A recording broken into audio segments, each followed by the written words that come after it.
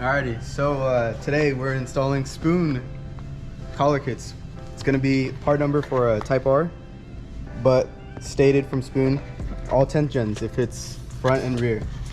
Today we have fronts on already. You don't have to drop the frame. We dropped it anyways. It does fit front and rear. We already have them with the, I guess, grease that they get or provide for you.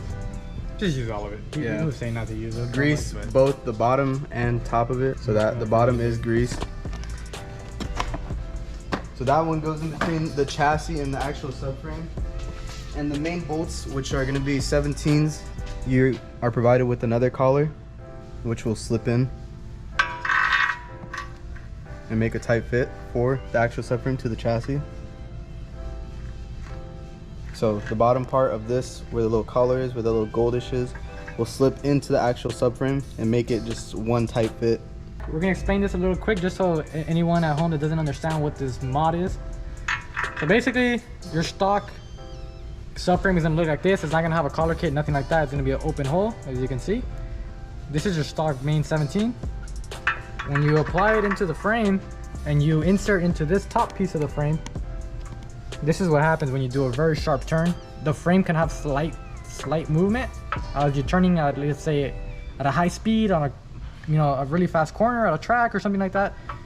And we obviously don't want this because you don't need this much play in your actual car. So now, Morris, what does that piece do? It pretty much eliminates the, I guess, your hole that you have. That bottom part fits directly in there, and it's just one tight hole for the bolt to go through. Now this angle part will sit up into the chassis where this little hole is. There's threads, but there's a little gap. You can barely see it before the threads start, and that will sit in there, the angle part right here, pretty much eliminating the whole aspect of the bolt having any flex movement or anything like that. So it pretty much makes the bolt solid in there, not being able to have any play. No longer your brother. Okay. Yeah, this shit's tight. Yeah, That's what she's. wow. Okay. Wait, that's what he said? Oh yeah. Oh, hey. Okay. Cool. Your money? I'm not tightening this. I'm just using this just to guide him in by hand. Using the gun just to, bring it up a little bit, and then we'll torque them by hand, auto spec right before. Okay, for everyone at home, when you have the frame on, you don't need to lower it completely like we did. We were doing a completely different job, and we're adding this like just as a, just because we already had it off, But at home, what you can do is you can loosen every bolt enough in every position, so where the subframe will lower slightly, and then that'll give you enough clearance to do one by one. So let's say like this one, you'll be able to remove this completely, slide the collar in between it, and then put the bolt back. And then the same thing with the main 17s, which are the big ones back here. It'll be the same thing. You can have it loose enough, remove it, slide the top one in, slide the bottom one, and then put it all back together, and then the frame should all realign itself with the new collar kit to a more true alignment, all at the same time, instead of what we're doing here. So just remember, we're at a shop and we were doing a completely different job. So if you're watching this video or you're skipping through it, just remember you can do this at home. You can have your jack stands, lower your car by just lowering all the bolts slightly, each one by one. And yeah, don't take your whole frame off. You don't have to.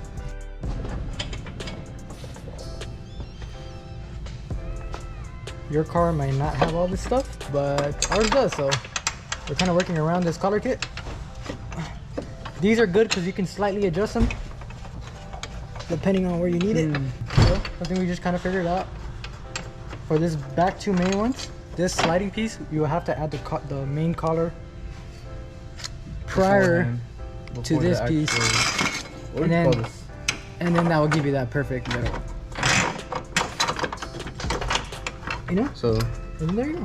typically, I mean, you might put it below the actual, I guess whatever arm this is that holds the actual subframe up. But since it is like kind of an oval instead of an actual circle, it won't really fit well. So now we're just putting it beforehand and then actually sliding it on to have a good fit, and then putting the bolt through.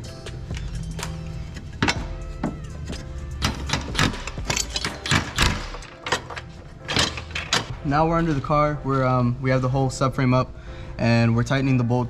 This bolt right here, which is the one that holds this whole arm assembly, is going to be a 17. This one right here, keep in mind you're going to have them on each side, so there's going to be 2. So you have a 17, 17. You're going to move to up here, which is going to have a 19. This one's a 19. Then it's going to be hard to see. This one all the way at the top is going to be another 17.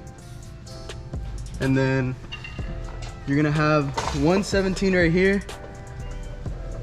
And the final bolt you're going to have is a 14.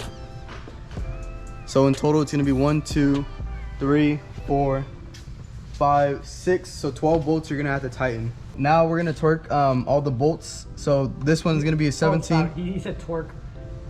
He said torque. I said torque. He said torque. Replay the video. Okay, we're going to torque the bolts. This one in the back is going to be 69 foot-pounds. This 19 right here is going to be 69 foot-pounds as well. And the rest of the subframe bolts are going to be 76 foot-pounds. So now we're just going to go ahead and torque them.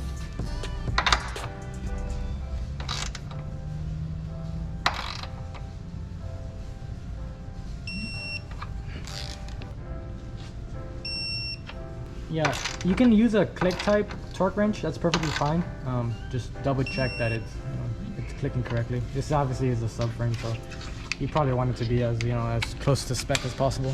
I think either way, like most torque wrenches are only off by like 2 foot-pounds or something like that.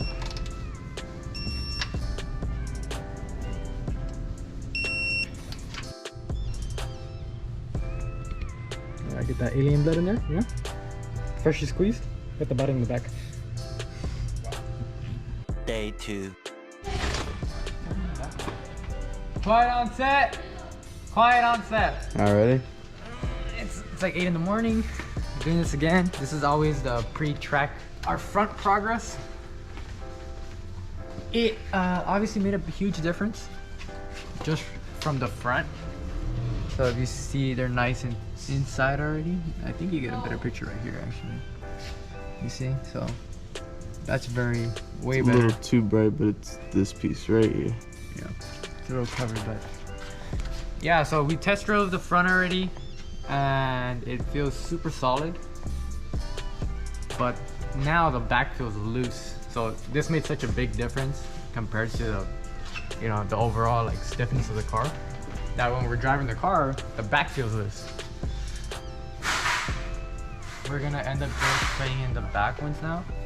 It should be literally the same process, but we're not gonna drop the frame on this because Spoon recommends you to just slightly lower everything and then just install it. So let's do that first. Let's loosen up all the bolts. You're gonna have one bolt here. You're probably not gonna have this Cusco bar. You got one there, one right up there above the camera arm, and then one right next to the fuel tank. And then same thing is gonna be on the other side. Same exact positions, they're not gonna change. There's one up there, and then this one with the Cusco bars. Cool, so we're gonna put you down real quick.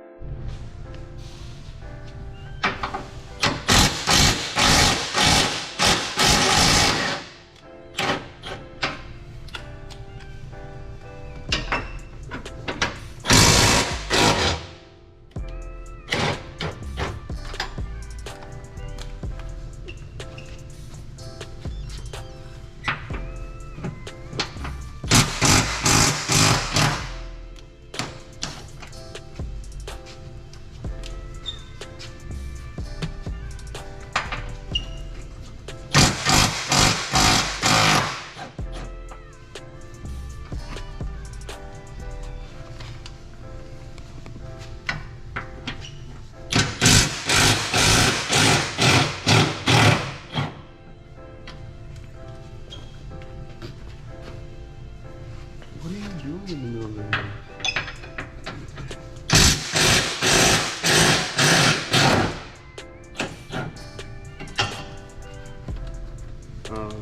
Okay, that's it.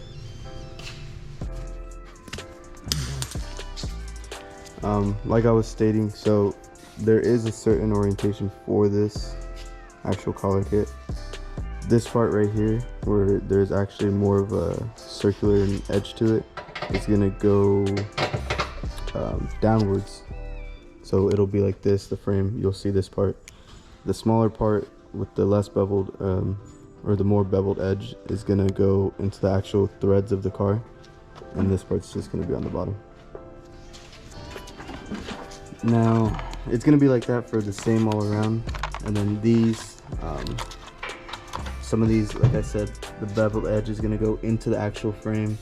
The one that has kind of like a tip where it's like this is gonna go the bolt facing downwards, so the bolt would be facing or be pointing down if it was in a bolt. You may need a pry.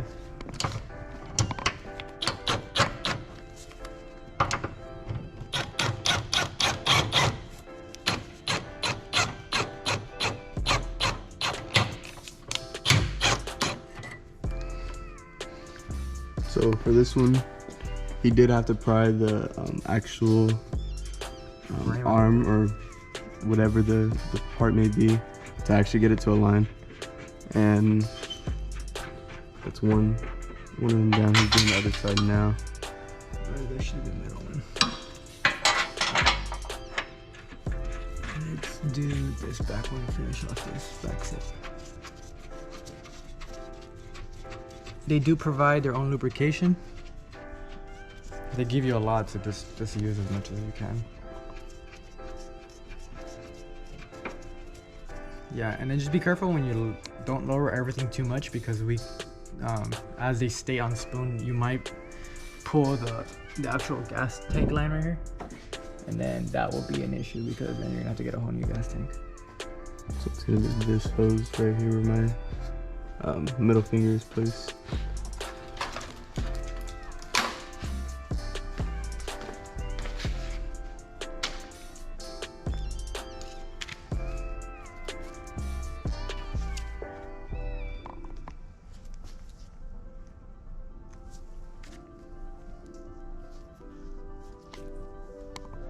If I can tell you where to go to the first encounter and the first beach.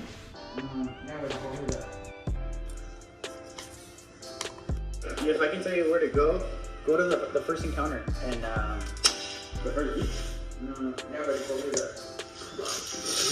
Okay. Albert, cut all of this off to like right now. Go. Action. Okay, so Shut the fuck up. Shut up. goddamn mouth. Ready? Okay, you know what? Ready? Albert, now. Okay, cool. So Morris was able to get all the other ones in already. So it's pretty straightforward. Like he said, he kind of explained at the beginning where the top and the bottom want to go. As long as you follow the instructions, they are in Japanese, but there is images, so you should be able to just figure it out as you go. All of these torque specs from the front to the back, for all 6 boats, it's gonna be 54 foot-pounds of torque if it's for a 4-door or for a 2-door, which is a coupe. If it's a hatchback, it's gonna be 47, okay? So right now we're doing 54 since this is a coupe. And just make sure to torque everything down.